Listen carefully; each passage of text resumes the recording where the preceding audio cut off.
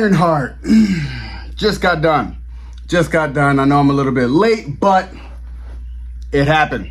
We get Mephisto. And Sacha Baron Cohen, I was kind of skeptical about him being Mephisto because it's Borat, you know, but he had more of a charming presence more than menacing. And I love the devil in the details with his spoon to see what he really looks like from another lens. And just the way that he's playing it as far as being very cunning, very like, no, let's, you know, do we have a deal? You know, kind of like in that sense. And just seeing how all this came about, because I'm not going to lie, the first 3 episodes is kind of like, I don't know about this, man. I don't know. It's another, you know, I just feel like Marvel hasn't been hitting it out of the park lately, especially when it comes to TV shows, TV series. But the last 3 episodes, 4, 5, and 6, definitely picked up. When they went to the shop, the sweet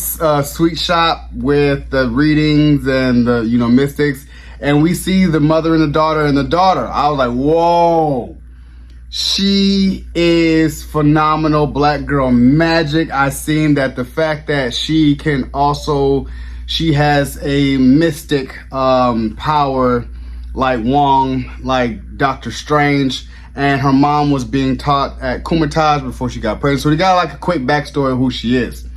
And she devils and dispels. So I'm just like, oh yeah, I like where we're going. And I just really want to explore her. I want her in anytime you see Wong, I want to see her. That's how I feel about that girl. But I look at it like Dominique, what's her name, who plays Riri Williams. I have my thoughts. I really do. I have my thoughts about her being Ironheart, but nevertheless, it works. You know, I understood the backstory as far as her best friend passing, and she gets panic attacks with her and her stepfather passing, in a sense where she kind of, you know, doesn't feel right. But the AI Natalie helps her out so much when it comes to kind of how she is, you know, and adjusting in a lot of ways with the suit.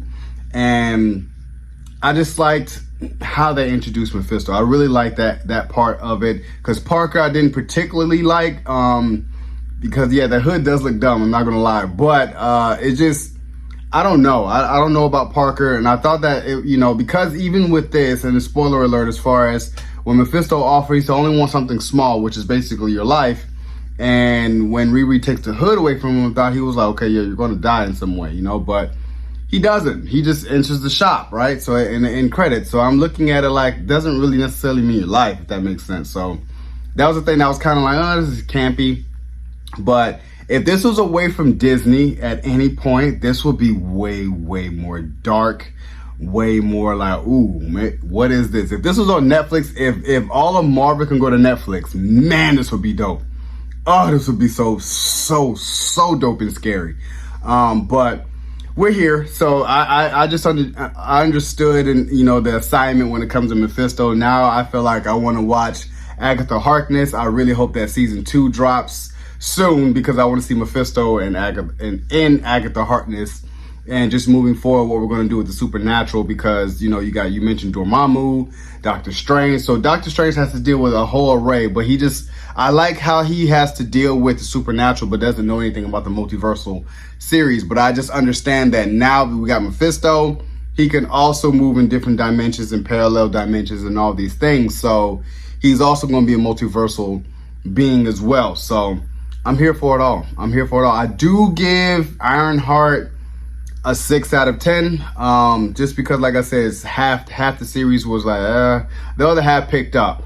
And just things about it, I was kind of like, yeah, this is boring, or this is campy, but the end definitely is satisfying, and one of the better Marvel projects that's coming out of recent time, that I was just like, okay, you know, these little pieces are going to come together here and there, but I just want Marvel to get back on the ball, just putting out just A-list content, and that's what I'm here for. So you guys enjoyed my review of season 1 of Ironheart. Subscribe to my channel, post a comment down below, like the video with your boy D Dyson. Peace.